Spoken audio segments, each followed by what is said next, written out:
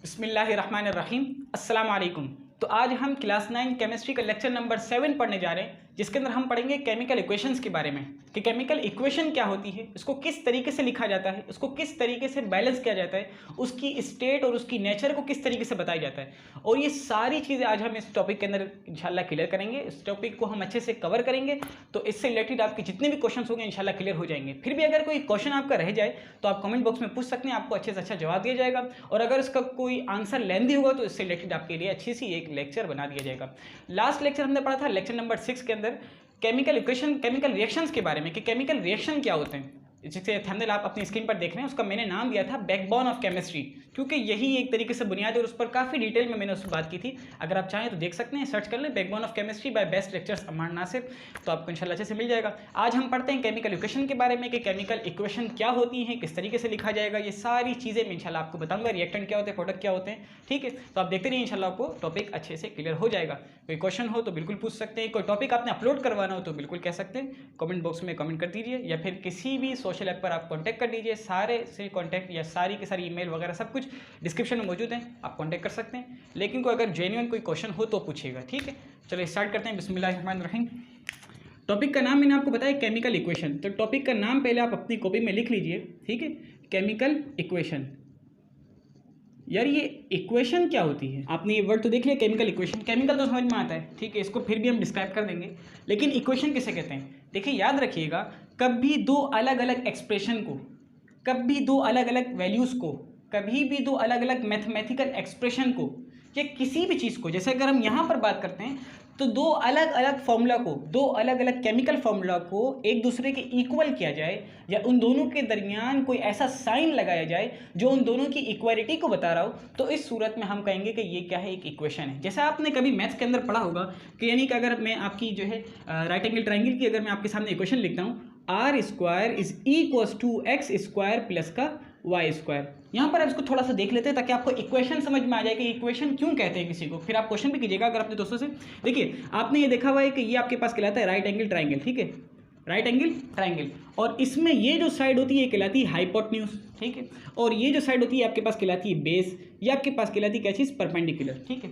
अब आपको ये बात मालूम है, आपने ये फॉर्मूला पढ़ा हुआ है राइट एंगल ट्राइंगल का, कि अगर इस बेस और परपेंडिकुलर दोनों को सम किया जाए, ठीक है, यानी दोनों का सम क्या मतलब है, यानी अगर मैं यूं कहूं base plus perpendicular plus base, दोनों का सम कर लिया। अब इन दोनों को स्क्वायर लगा दिया जाए, ठीक है, यानी परपेंडिकुलर को भी 2 टाइम्स लिया जाए मल्टीपल में, और बेस को भी आपने 2 टाइम्स लिया जो है मल्टीपल में, ठीक है। साथ में ये बराबर हो जाता है हाइपोटेन्यूज के, लेकिन हाइपोटेन्यूज के भी मल्टीपल टाइम्स हाइपोटेन्यूज, 2 टाइम्स होना चाहिए और मल्टीपल में। अब इसका मैं दोबारा आपको मतलब समझा देता हूँ। ये आपको यूं कह रहा है कि ये अलग प्रॉपर्टी, आपका जो मकसद समझने का इक्वेशन क्या होती है, ये एक अलग मैथमेटिकल एक्सप्रेशन, इसको आप एक मैथमेटिकल एक्सप्रेशन लें, ठीक है, जो इक्वल के लेफ्ट हैंड साइड पर है उसको एक पूरा एक ले लें, ठीक है, एक आ जाए, और जो इक्वल के राइट हैंड साइड पर है उसको एक और क्या लिए, मैथमेटिकल एक्सप्रेशन। अब ये दोनों मैथमेटिकल एक्सप्रेशन है और दोनों अलग अलग हैं, लेकिन ये दोनों के दरमियान इक्वालिटी का साइन लगाया तो हम कहेंगे कि ये एक इक्वेशन है जो आपको ये बता रही है कि लेफ्ट हैंड साइड और राइट हैंड साइड दोनों एक दूसरे के इक्वल हैं, ये कहलाती है इक्वेशन, ठीक है। अब हम इसी को यहाँ पर समझ लेते हैं केमिकल इक्वेशन के अंदर। इक्वेशन आपको समझ में आ गया, इसका मतलब ये होगा इक्वेशन का कि जब आपके पास लेफ्ट हैंड साइड, ये लेफ्ट हैंड साइड, ये राइट हैंड साइड एक दूसरे के इक्वल हो जाए, या उन दोनों के दरमियान कोई ऐसा साइन लगाया जाए, अब चाहे वो इक्वलिटी का साइन हो, चाहे वो प्रोडक्ट की फॉर्म में साइन हो, कोई भी साइन हो, एरो टाइप हो, कुछ भी हो, जो ये बता रहा हो कि ये दोनों एक दूसरे के इक्वल हैं और रियलिटी में भी इक्वल हों, तो उस सूरत में हम उसे क्या कहेंगे, उसे हम इक्वेशन कहेंगे। अब वो इक्वेशन या तो मैथमेटिकल एक्सप्रेशन होगी या फिर वो आपकी केमिकल इक्वेशन होगी, तो किसी भी तरह की इक्वेशन आपकी हो सकती है। इक्वेशन आपने समझना है। अब हम यहाँ पर पढ़ने जा रहे हैं केमिकल इक्वेशन के बारे में। देखिए याद रखिएगा कि आपने पढ़ा कि कोई भी इक्वेशन होगी तो उसमें एक होगा लेफ्ट हैंड साइड, एक होगा राइट हैंड साइड। ये मैंने इसलिए बता रहा था आपको, सारी चीज़ अगर हम एक एक वर्ड समझते हैं ना तो हमारे लिए टॉपिक को समझना आसान हो जाता है। अब देखिए हमने यूँ पढ़ा कि इक्वेशन क्या है, जिसका left hand side right hand side के दरमियान कोई ऐसा साइन हो जो उन दोनों की इक्वालिटी को बता रहा हो।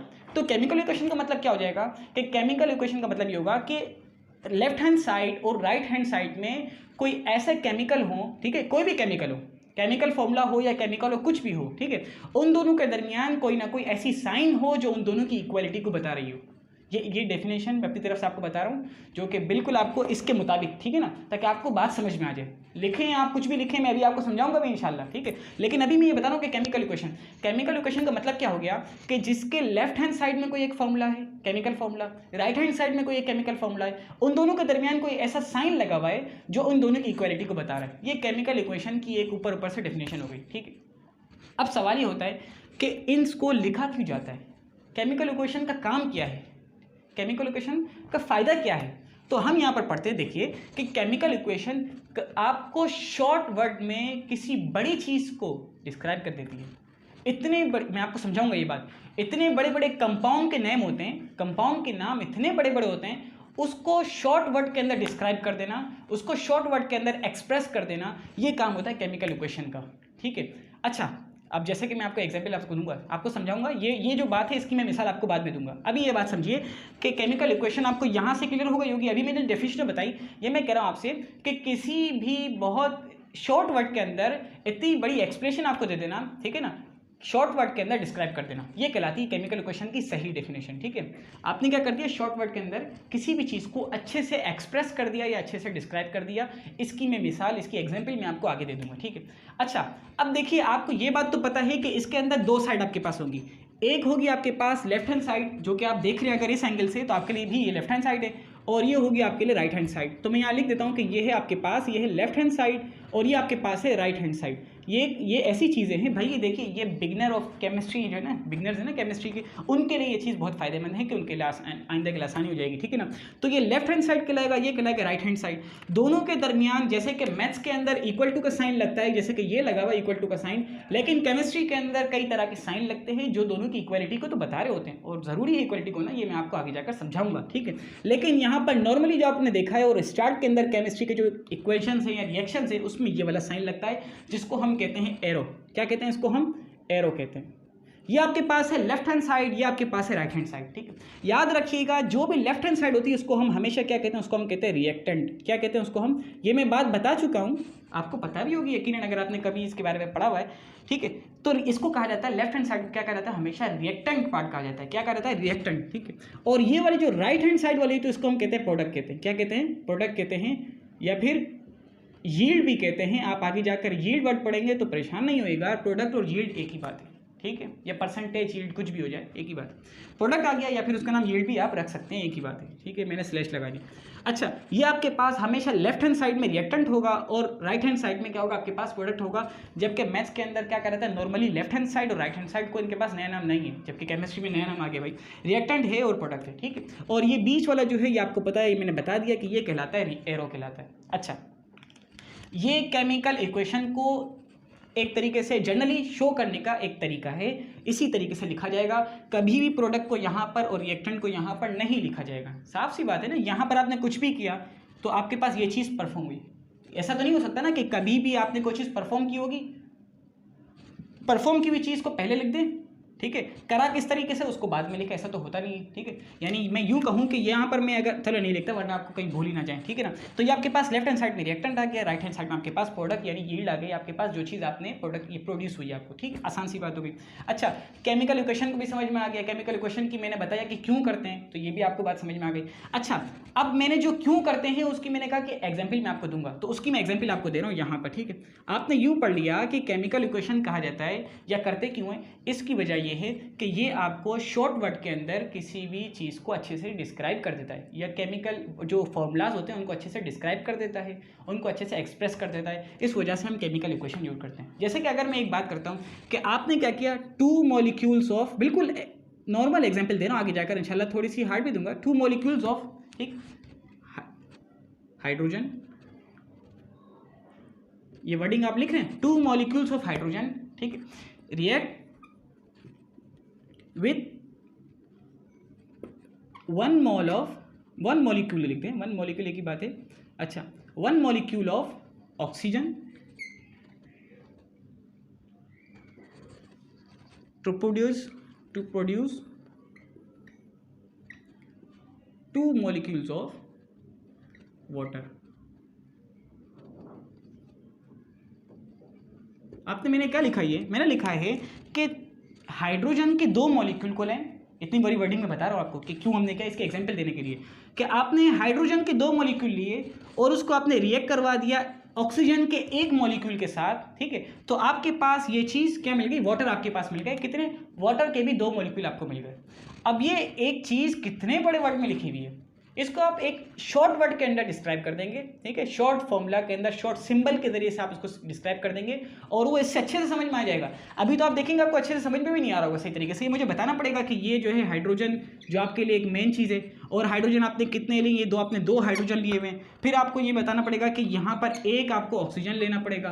तो ये सारी हाईलाइट मैं आपको करके दे रहा हूँ, वरना वर्डिंग के अंदर तो समझ में भी नहीं आएगा, बड़ी मुश्किल होगी ना। और फिर इसके बाद आपने क्या करेंगे, आपको 2 moles of molecule of water आपको प्रोड्यूस हो जाएंगे, ठीक है। 2 hydrogen react with 1 oxygen to perform या टू प्रोड्यूस 2 वाटर, तो ये आपको मिल गया। अच्छा, अब मैं आपको बताता हूँ कि ये केमिकल इक्वेशन लिखेंगे तो क्या फ़ायदा हो जाएगा इससे। केमिकल इक्वेशन आप लिखते हैं, हम यहाँ पर आपने पढ़ा कि 2 मॉलिक्यूल्स ऑफ हाइड्रोजन, तो आप यहाँ लिखते हैं यहाँ पर 2 हाइड्रोजन, खत्म कहानी। और हाइड्रोजन वैसे भी किसकी फॉर्म में यहाँ पर, ठीक है ना, मॉलिक्यूल की फॉर्म में। तो 2 मॉलिक्यूल, एक मॉलिक्यूल क्या होता है, एक मॉलिक्यूल आपके पास ये आ गया। जैसे कि ऑक्सीजन की बात करें, अगर हम ऑक्सीजन का आ गया, ठीक है। तो अगर एक जैसे कंपाउंड या एक जैसे एटम एक दूसरे के साथ बॉन्ड बनाए हुए हैं, अब उनके मुताबिक कि 1 बॉन्ड बनाए 2 बॉन्ड बनाए, वो उनकी आगे वैलेंसी के मुताबिक होता है, तो ये कहलाता है आपके पास एक मॉलिक्यूल कहलाता है। इसके बारे में मैं अच्छी डिटेल में बता चुका हूँ, ठीक है। तो आपने क्या ले लिए, 2 ले लिए, इस तरह के आपने 2 ले लिए, तो आपके पास क्या 2 मॉलिक्यूल्स ऑफ हाइड्रोजन, ठीक है। रिएक्ट्स विद को हम यहाँ पर शो करते हैं प्लस से, मैं आगे आपको बताऊंगा अभी। रिएक्ट्स विद ऑक्सीजन, कितने, 1 मॉलिक्यूल ऑफ ऑक्सीजन, तो 1 मॉलिक्यूल जैसे कहिए उठाकर लिख दिया 1 molecule of oxygen. To produce या टू यील्ड, आपके पास क्या चीज़ प्रोड्यूस हो जाएगी, आपके पास बन गए 2 मॉलिक्यूल्स ऑफ वाटर। आपको पता है वाटर तो क्या होता है, H2O, ठीक है ना, हाइड्रोजन, ठीक है ना, 2 मॉलिक्यूल्स ऑफ वाटर। अब आप बताइए कि ये चीज़ आपको अच्छे समझ में आ रही है, ये चीज़ अच्छे समझ में आ रही है, जवाब तो नहीं दे सकते, लेकिन मैं आपको बता देता हूँ, यकीनन आपको यही चीज़ अच्छे से समझ में आ रही होगी कि आपने 2 मॉलिक्यूल लिया हाइड्रोजन गैस के और आपने प्लस ऑक्सीजन गैस मिला ली, तो आपके पास क्या बन गए, 2 मॉलिक्यूल्स ऑफ वाटर आपके पास मिल गए। तो ये एक केमिकल इक्वेशन के लिखने का फ़ायदा है कि इतनी बड़ी एक्सप्लेनेशन से बचने के लिए इस तरह लिखते हैं, और मज़ीद फ़ायदा ये होता है कि इतनी छोटे से वर्ड में इतने छोटे सिंबल के जरिए से आप इसको डिस्क्राइब कर देते हैं, और ये वाली बात जो आप अपने इतने बड़े वर्ड में लिखी है वो इससे अच्छे तरह समझ में आती है, यानी इससे जो है इतने शॉर्ट वर्ड से इससे ज़्यादा अच्छे समझ में आ जाती है। हालांकि हम नॉर्मली क्या होता है कि शॉर्ट वर्ड में बात करते हैं तो वो हमें नॉर्मली कभी कभार नहीं समझ में आती है, डिस्क्राइब करने की ज़रूरत पड़ती है, लेकिन यहाँ पर उल्टा हिसाब हो रहा है कि डिस्क्राइब करने से अच्छे समझ में नहीं आ रही है, लेकिन अगर आप इसको शॉर्ट वर्ड में लिख रहे हैं तो ज़्यादा अच्छे से समझ में आ रही है, ठीक है। तो ये हो गया, इंशाल्लाह अब इसको आगे करते हैं कि केमिकल इक्वेशन आपको यकीनन थोड़ा बहुत समझ में आया होगा। अब हम आगे बात करते हैं। देखिए मैंने यहाँ पर कुछ बातें लिखी, मैं सबको नहीं मिटाता, अगर आप चाहें तो उसका स्क्रीनशॉट लें, ज़रूर ले, बल्कि तो इसका स्क्रीनशॉट ले लें, फिर इसके बाद हम इसको जो है रिप्लेस करते हैं, इसकी जगह पर दूसरी चीज़ लाते हैं, ठीक है। 1 2 3, ठीक, मैं मिटा रहा हूँ, सही। अच्छा जी, ये मैंने भी मिटा दिया, फिलहाल ये भी मिटा दिया जाए, ये भी मिटा दिया, सब ठीक है। अच्छा जी, अब हम यहाँ पर पढ़ने वाले, देखिए हमने कितनी बातें पढ़ ली, थोड़ा सा रिवाइज करते हैं। हमने पढ़ लिया कि केमिकल इक्वेशन क्या होता है, सबसे पहले ये पढ़ा, उसको हमने मैथ्स के जरिए से अच्छे से समझा, ठीक है। वहाँ पर हमने फॉर्मूला यूज़ किया, राइट एंगल ट्रायंगल का फॉर्मूला यूज़ किया। फिर इसके बाद हमने पढ़ा कि केमिकल इक्वेशन की डेफिनेशन क्या होना चाहिए, जो हमारे बुक में नहीं मौजूद होती है, वो हमने पढ़ ली। फिर इसके बाद हमने पढ़ा कि यार केमिकल इक्वेशन करने की वजह क्या है, वो हमारी बुक में लिखी हुई होती है डेफिनेशन के तौर पर, ये गलत बात है ना। तो हमने बता दिया कि भाई वो इस वजह से करते हैं, ये एक रीज़न है करने का। उसके एग्जाम्पल मैंने अभी आपको रिसेंट मैंने रिजल्ट दे दिया, ठीक है। एग्जाम्पल काफ़ी बड़ी थी, उसको मैंने अच्छे से समझा दिया आपको साथ में। अच्छा अब देखिएगा, यहाँ पर मैंने एक एग्जाम्पल लिखी हुई थी, 2 molecules of hydrogen plus 1 molecule of oxygen, और ये आपके पास एरो आ गया जिसने आपको बताया कि प्रोडक्ट आपके पास ये बनी है 2 मॉलिक्यूल्स ऑफ वाटर। अच्छा आप यहाँ पर यार ये तो आपको समझ में आ गया कि ये आपके पास मॉलिक्यूल कहलाता है, जिसको मैंने आपको अच्छे से बता दिया। ऑक्सीजन मैंने आपको बता दिया कि ये भी मॉलिक्यूल है, और ये भी क्या है, एक मॉलिक्यूल। अब बात ये आती है कि यार ये क्या है, यहाँ पर कुछ भी नहीं है, तो ये क्या है। याद रखिएगा ये आपको क्या बता रहे होते हैं, ये आपको ये होते हैं कोफिशिएंट होते हैं। क्या होते हैं ये, कोफिशिएंट। कोफिशिएंट का मतलब क्या है कि ये जिस भी मॉलिक्यूल, ये किसी भी मॉलिक्यूल के जब स्टार्ट में जो नंबर लिखा हुआ है वो कहलाएगा कोफिशिएंट। और कोफिशिएंट आपको ये बता रहा होता है कि मॉलिक्यूल की क्वांटिटी इतनी है, मॉलिक्यूल की क्वांटिटी इतनी है, मतलब ये जो मॉलिक्यूल से पहले जो नंबर लिखा हुआ है, कांस्टेंट नंबर है, वो एक कोफिशिएंट है। अब ये कोफिशिएंट बता रहा है कि मॉलिक्यूल की जो क्वांटिटी है वो 2 टाइम्स है, यानी 2 टाइम्स मॉलिक्यूल आपके पास मौजूद है। अब सवाल ये होता है कि यार यहाँ पर तो नहीं है, तो याद रखिएगा जहाँ पर नहीं होगा वहाँ पर 1 होगा, जहाँ पर कुछ भी नहीं होगा वहाँ पर 1 होगा। इसको हम मैथ से समझ लेते हैं। जैसे आपने ये क्वेश्चन पढ़ी हुई x² + y² = r², जैसे कि अभी हमने पढ़ी, ठीक है ना। अब इनके शुरू में कुछ भी नहीं है, इनके शुरू में कोफिशिएंट कुछ भी नहीं है। इसका मतलब ये है कि 1x² + 1y² = 1r², ठीक है। तो किसी के भी शुरू में कुछ भी नहीं, इसका मतलब ये है कि 1 वहाँ पर मौजूद है, ठीक है ना। तो यहाँ पर भी क्या होगा, 1 मौजूद होगा। तो यहाँ पर मैं 1 लिखता हूँ, लिखा नहीं जाता, और ये भी क्या हो जाएगा आपके पास कोफिशिएंट हो जाएगा, ठीक है। ये भी समझ में आ गई बात। अब ये आपके पास ये क्या लिखा हुआ है, ये भी 2 जो है कोफिशिएंट है, जो आपको बता रहा है कि वाटर के 2 मॉलिक्यूल आपके पास यहाँ पर प्रेजेंट हैं इस प्रोडक्ट के अंदर, ठीक है। यानी आपने 2 मॉलिक्यूल ऑफ ऑक्सीजन लिए, हाइड्रोजन लिए, 1 मॉलिक्यूल ऑफ ऑक्सीजन लिया, तो आपके पास 2 मॉलिक्यूल्स ऑफ वाटर की प्रोडक्शन आपके पास हो गई आराम से। अच्छा, अब आपने ये पढ़ा कि यार ये कहलाता है एरो, ठीक है। जैसे मैंने आपको अभी बताया भी था कि ये कहलाता है आपके पास एरो। अब कई तरह के रिएक्टेंट और प्रोडक्ट के दरमियान लगने वाला जो साइन होता है, नॉर्मली ये होता है, बिगनर्स के लिए यही है, मतलब ये तो शुरू में यही आता है, लेकिन आगे जाते जाएंगे तो कई तरह के साइन होते हैं। आपकी बुक में ये भी शो किया हुआ है, तो मैं आपको ये समझा दूं। ये कहलाता है double headed arrow, double headed arrow, double headed arrow, जिसका मतलब ये होता है कि आपके पास कंडीशन के मुताबिक प्रोडक्ट से रिएक्टेंट, रिएक्टेंट से प्रोडक्ट में आपकी जो है कंपाउंड जा सकते हैं, ठीक है ना। इसका मतलब क्या होता है कि ये रिएक्टेंट है, ये प्रोडक्ट है, रिएक्टेंट और प्रोडक्ट के दरमियान कंडीशन हल्की फुल्की भी चेंज होगी, टेम्परेचर, प्रेशर, कोई भी चीज़ चेंज हो जाएगी। आपके पास जो है जो भी चीज़, यानी कैटलिस्ट चेंज कर देंगे, कुछ भी कर देंगे, तो आपके पास क्या हो जाएगा कि रिएक्टेंट से प्रोडक्ट में अगर कोई चीज़ बनी हुई है तो वो प्रोडक्ट से रिएक्टेंट दोबारा भी आ सकती है, ठीक है ना। मतलब ये होता है कि दोबारा से आपका रिएक्टेंट से प्रोडक्ट, प्रोडक्ट से रिएक्टेंट, ये चलता रहता है, सफ़र रुक नहीं जाता। जबकि इसके अंदर क्या होता है, याद रखिएगा कि जब आपने ये दोनों अलग अलग रिएक्टेंट, ये देखिए, ये जो है ना, ये पूरा का पूरा भी रिएक्टेंट कहलाता है, इसका एक एक पार्ट भी रिएक्टेंट कहलाता है, और इसका एक एक पार्ट भी प्रोडक्ट कहलाता है कि ये चीज़ बनी, ये चीज़ बनी, ये चीज़ बनी, ठीक है। ये टोटली भी रिएक्टेंट कहलाएगा, ये टोटली भी प्रोडक्ट कहलाएगा, लेकिन ये भी रिएक्टेंट कहलाएगा, ये भी रिएक्टेंट कहलाएगा। लेकिन हम इसको सही तरह यूँ बताते हैं कि ये आपके पास क्या है, रिएक्टेंट स्पीशी है। आपने जो मैंने यहाँ पर जो लिखा हुआ है ना 2H2, ये आपके पास क्या है, ये एक रिएक्टेंट स्पीशी है, जो आप आगे जाके ये वर्ड यूज़ करेंगे, ठीक है, रिएक्टेंट स्पीशी, ठीक है। कितनी है, 2 है, तो हम लिख देंगे रिएक्टेंट स्पीशीज। वो कौन कौन सी हैं, 2H2 + O2, ठीक है। इस तरीके से प्रोडक्ट स्पीशीज जो भी होंगी वो हम इस तरह कहते रहेंगे, ठीक है। तो इसका मतलब क्या है कि अब ये फिक्स हो गया, अब आगे पीछे नहीं हो सकता। जबकि इसका मतलब क्या है कि दोबारा से रिफॉर्मेशन या दोबारा से डिकम्पोज हो सकता है, आगे पीछे काम हो सकता है, ठीक है। तो ये आप यकीनन आपको थोड़ी बहुत बात समझ में आ गई होगी। मकसद ये था कि कोफिशिएंट आपको समझ में आ जाए। कोफिशिएंट क्या बताता है कि मॉलिक्यूल की क्वांटिटी को बता रहा होता है कि कितने मॉलिक्यूल आपके रिएक्शन प्रोडक्ट के अंदर मौजूद हैं, रिएक्टेंट प्रोडक्ट के अंदर मौजूद हैं। तो यकीनन आपको ये भी बात समझ में आ गई होगी। अब हम आगे पढ़ने वाले हैं यहाँ पर किसके बारे में, कुछ स्टेट्स के बारे में, ठीक है। स्टेट्स के बारे में कि स्टेट्स क्या होती है, ठीक है। यानी स्टेट्स का मतलब ये होता है, वैसे तो स्टेट्स नहीं कहना चाहिए, फेज कहना चाहिए उसको। क्या कहना चाहिए, स्टेट्स नहीं कहना चाहिए, फेज कहना चाहिए। क्या कहना चाहिए, फेज, ठीक है। ये नहीं कहना चाहिए, बल्कि क्या कहना चाहिए, फेज कहना चाहिए। अच्छा जी, अब हम चलें, आपकी बुक में स्टेट यूज़ किया हुआ है, तो हम यहाँ पर यही कह देते हैं, स्टेट ही कह देते हैं। चलिए, अभी आपके पास किसी भी मटेरियल या किसी भी कोई भी चीज़ हो, मटेरियल क्या कहते हैं, मादनियात जो भी है, ठीक है ना। अब ये मटेरियल वो जिसका कोई ना कोई मास हो, कोई ना कोई स्पेस को ऑक्यूपाई करे वो, ठीक है, कोई ना कोई जगह घेरे, कोई ना कोई उसका वजन हो, ठीक है, उसको क्या कहते हैं, मटेरियल कहते हैं। अब मटेरियल में हमने पढ़ चुके हैं वैसे इसके बारे में कि उसकी स्टेट्स या उसकी फेस 3 तरह की हो सकती हैं। या तो वो आपके पास सॉलिड फॉर्म में होगा, ठीक है, या तो आपके पास क्या होगा, सॉलिड फॉर्म में होगा, या फिर आपके पास वो लिक्विड फॉर्म में होगा, या फिर वो आपके पास गैस की फॉर्म में होगा। ये मैं आपको इसलिए बता रहा हूँ कि जब आप यहाँ पर क्या कर रहे हैं, 2 टाइम्स, यानी अगर मैं एक बात करता हूँ यहाँ पर आपके पास, ठीक है, आपने ले लिया CaCO3, इसकी हमने एग्जांपल यूज़ की थी, टाइप्स ऑफ केमिकल रिएक्शन के अंदर हमने इसकी यूज़ की थी। इसका हमने नाम क्या रखा था, ये आप मुझे बताइएगा कि ये किस टाइप की रिएक्शन के अंदर इसकी एग्जाम्पल आती है, ये आपने बताना है, ठीक है। अब आपने रखा यहाँ पर कैल्शियम कार्बोनेट। अब ये कैल्शियम कार्बोनेट आपको पता है कि ये होता है सॉलिड फॉर्म के अंदर, तो ये एक मटेरियल है, ठीक है। मैं बात कर रहा हूँ एक केमिकल फॉर्मूला, यकीनन कोई ना कोई मटेरियल है। अब ये किस फॉर्म में है, हमने कहा कि यार जब इसकी स्टेट्स तो होगी ना, कोई तो इसकी हालत होगी कि ये किस हालत में है, किस पोजीशन के अंदर है ये। तो हमने कहा कि ये सॉलिड पोजीशन में, यानी अभी फिलहाल इसकी फॉर्मेशन किस में, सॉलिड में, ठीक, क्योंकि इसका कोई ना कोई शेप है, कोई फिक्स शेप है। आगे चलिए, जब आपने क्या क्या डिकम्पोज किया, सॉरी मैंने नाम बता दिया, चलो आप बताइएगा मुझे सही तरह नाम, इसका नाम क्या होता है। तो CaCO3 सॉलिड फॉर्म में था, जब आपने इसका प्रोडक्ट निकाला तो वो आपके पास क्या बना, CaO + CO2, CaO प्लस का कैल्शियम ऑक्साइड प्लस CO2, यानी कार्बन डाइऑक्साइड गैस। तो ये आपके पास गैस की फॉर्म में आया, ठीक है, ये आपके पास आया दोबारा सॉलिड की फॉर्म में।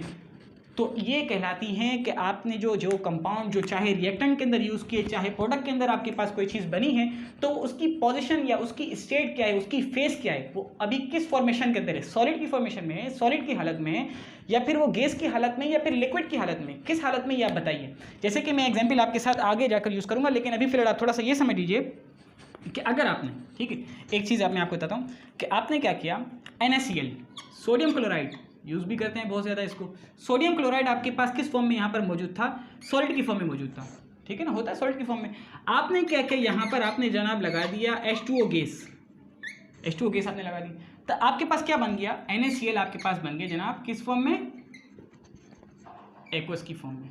एक्वस लिक्विड टाइप भी होता है, ठीक है, जिसके अंदर थोड़ा चिपचिपा सा बन गया, ठीक है। आपने सोडियम क्लोराइड लिया, उसके अंदर आपने क्या डाल दिया, वाटर मॉलिक्यूल ऐड कर दिए, ठीक है। अब जो आपने वाटर मॉलिक्यूल ऐड कर दिया तो आपके पास किस फॉर्म में आ गया, वो आपके पास आ गया ये एक्वस की फॉर्म में, NaCl एक्वस की फॉर्म में आ गया। एक्वस कहते हैं कि कोई चिपचिपा सा, जैसे कि मैं एक बात करता हूँ आपके सामने कि आपने लिया भाई कोई भी नमक लिया, नमक के अंदर हल्का सा पानी डाल दिया, मॉलिक्यूल मतलब ये है कि आप 1-2 ड्रॉप भी डाल दें उसके अंदर तो चिपचिपाहट आ जाएगी ना उसके अंदर, क्योंकि NaCl भी थोड़ा चिकना टाइप होता है, तो उसके अंदर जब आपने ये डाल दिया तो यकीनन चिपचिपा सा बन जाएगा, उसको हम कहेंगे एक्वस सॉल्यूशन। एक्वस सॉल्यूशन याद रखिएगा, ये एक्वस वर्ड बार बार आता रहेगा, तो जहन में आना चाहिए कि यार ये थोड़ा चिपचिपा पानी टाइप हो जाएगा, ठीक है।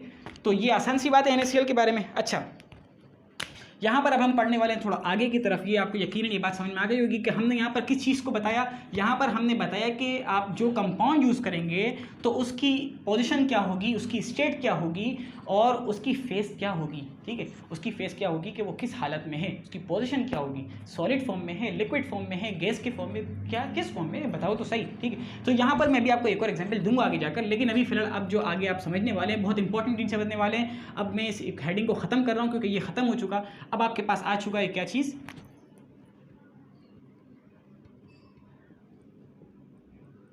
Writing of a chemical equation. यार एक केमिकल इक्वेशन को लिखा कैसे जाएगा, एक केमिकल इक्वेशन के लिखने का तरीका क्या होता है, ठीक है। याद रखिएगा ये चीज़ आप उस वक्त तक नहीं समझ सकते जब तक आपको रिएक्टेंट की कंपोजिशन और प्रोडक्ट की कंपोजिशन के बारे में ना पता हो।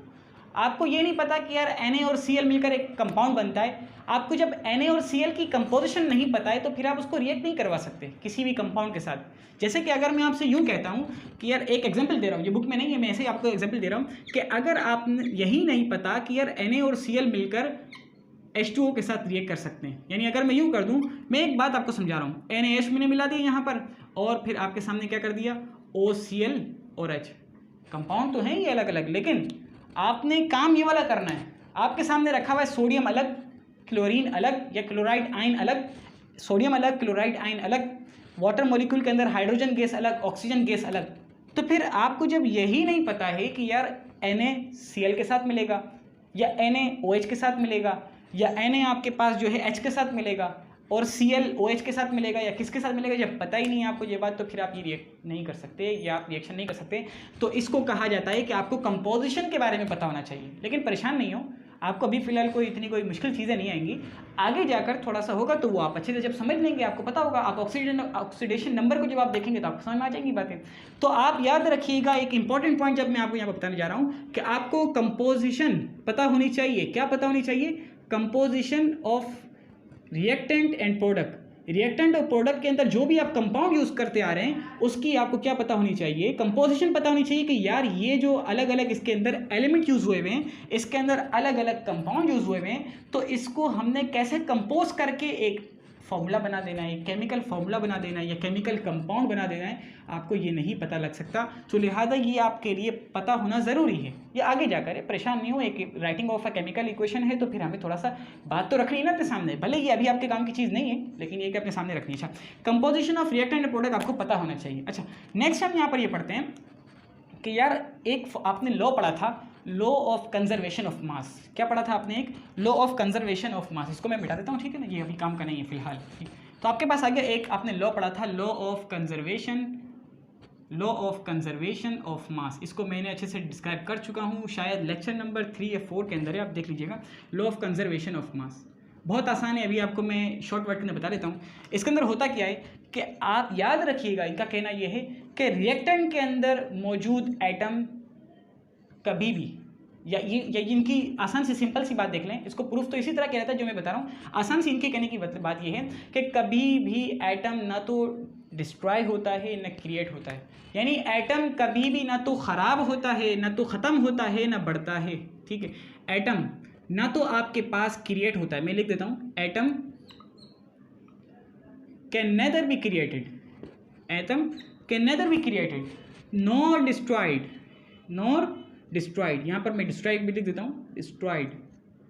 ना तो एटम तबाह होता है, ना तो एटम ज़ाया होता है, ना एटम बनता है, ठीक है। जैसा होता है वैसा ही रहता है। कब की बात है ये? रिएक्टेंट और प्रोडक्ट की बात है कि जब आपने रिएक्टेंट से प्रोडक्ट में जाएंगे, जब आपने यहाँ पर लेफ्ट हैंड साइड में रिएक्टेंट रखा हुआ है, प्रोडक्ट में आपने जो है और राइट हैंड साइड में आपने प्रोडक्ट रखा हुआ है, तो रिएक्टेंट के अंदर जितने आइटम्स होंगे सेम टू सेम वही वहाँ पर आपके पास प्रोडक्ट बनेगा। लेकिन बस ये होता है कि कंपोजिशन चेंज हो जाती है, कि जैसे कि एक बात अगर आपको पता हो कि अगर हम यहाँ पर यूँ देख लें कि NaCl प्लस का H2O, एक बात कर रहा हूँ, ठीक है ना, H2O, तो कभी कभार ये भी बन सकता है NaOH प्लस का HCl, ऐसा भी देख।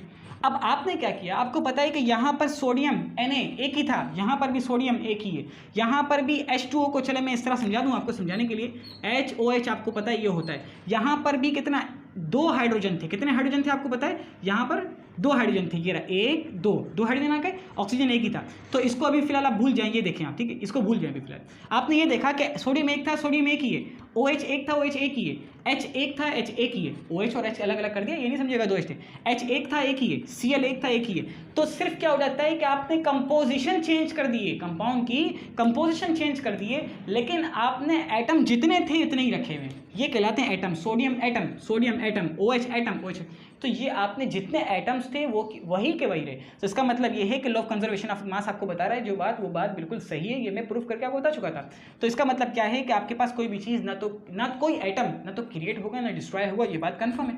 अच्छा, अब हम यहाँ पर इनका मुताबिक पढ़ते हैं, तो इससे ये पता लगा आपको कि आपका जो रिएक्टेंट का लेफ्ट हैंड साइड है वो इक्वल होना चाहिए राइट हैंड साइड के। मैं ऐसे बात करता हूँ आपके, आप यहाँ देख रहे हैं ना, आपका रिएक्टेंट का रिएक्शन का लेफ्ट हैंड साइड इक्वल होना चाहिए हमेशा राइट हैंड साइड के, तभी तो हम कहेंगे कि केमिकल इक्वेशन, जब इक्वल होंगे तभी तो इक्वेशन कहेंगे। तो ये बात यहाँ से भी प्रूफ हो गई कि इसका नाम क्यों रखा गया केमिकल इक्वेशन।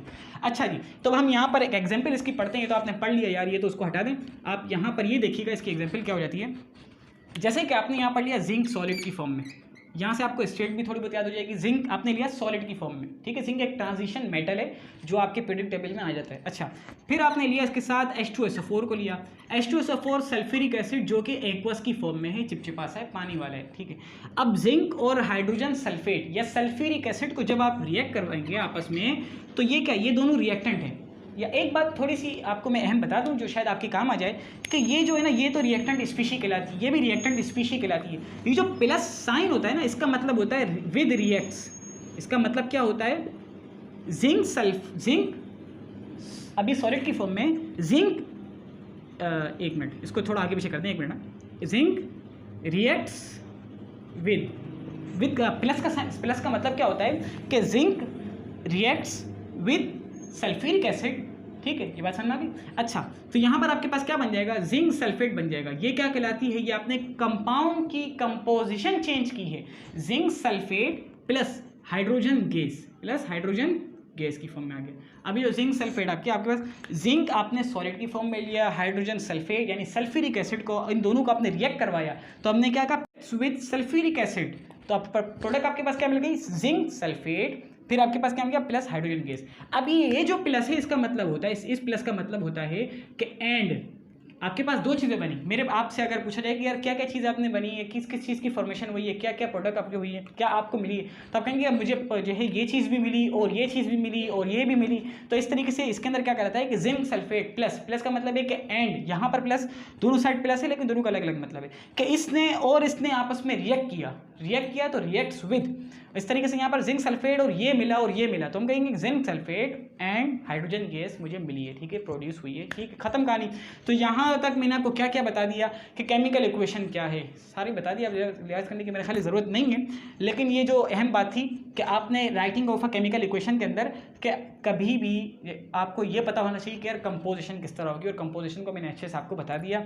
एक बहुत इंपॉर्टेंट फैक्ट आपको बताया जो कि law of conservation of mass से हमने लिया था कि कभी भी आइटम ना तो क्रिएट होता है ना डिस्ट्रॉय होता है। इसका मतलब ये है कि रिएक्टेंट और प्रोडक्ट के दोनों आइटम्स आपस में इक्वल होने चाहिए, तभी हम उसको केमिकल इक्वेशन कह सकेंगे, अदरवाइज उसको केमिकल इक्वेशन कहना सही नहीं होगा। और ये हमने यहाँ से आपको बता दी, सॉलिड स्टेट वगैरह फेज वगैरह भी आपको बता दी।